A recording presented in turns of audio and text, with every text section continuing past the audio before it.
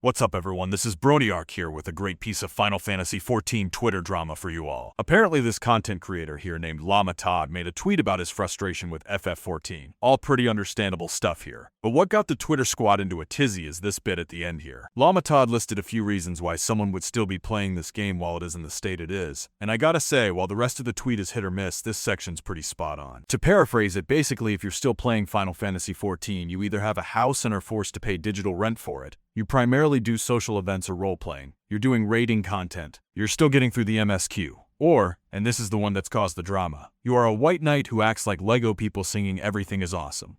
Like I said, a pretty spot-on list for the state of the greatest of communities. Now most of these categories are pretty standard stuff, right? Playing through the MSQ, raiding, social events, all stuff that isn't out of the norm. But like I said, it was that last one that got the Twitter squad to react with a flurry of bad faith responses. Here, I'll show you some examples. Here's one from Mr. Happy, a streamer I've never seen the appeal in, trying to argue against the ending statement about the Lego people. But here's the thing, guys. Being a white knight and singing everything is awesome to ignore the faults of the game aren't the only reasons given. So why focus on this singular point and pretend like that's all that was given?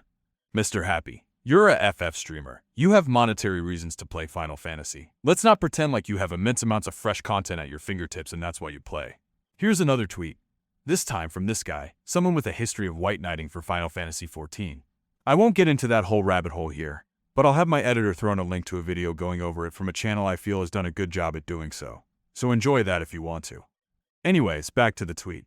We enjoy the game differently, so we must be white knights. My brother and Zodiark again with this assumption that you fall into that last category. Although with this case perhaps Llamatodd hit a nerve, and that's why Ro here reacted like this. And would you look at that? The part about having a parasocial character identity crisis is particularly funny here, as Ro's online personality was based off the wrestler Hulk Hogan, before he found out that Hogan was a oh-so-evil Trump supporter. How terrible. Of course, Ro here is clearly someone brainwashed by far-left messaging, so after that he moved away from Hogan specifically. Just a little story I find a bit funny all things considered. With that said, I think this is a pretty ridiculous scenario. Talk about an overreaction from the greatest of communities.